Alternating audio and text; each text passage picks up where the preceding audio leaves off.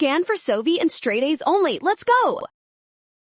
Consumer price index questions look tricky, but this one breaks fast if you focus on how shoppers react when some prices rise more than others. The CPI tracks the cost of a fixed basket of goods, so it compares prices using the same shopping mix over time instead of updating what consumers actually buy.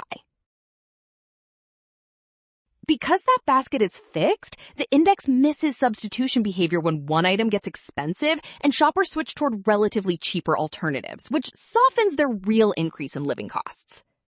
So the CPI can overstate inflation, and that logic matches consumers substituting away from more expensive products, which makes option C the correct choice.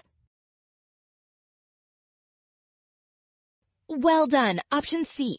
Scan now. Don't rush the wording, trust the given setup, and check each step before choosing the statement.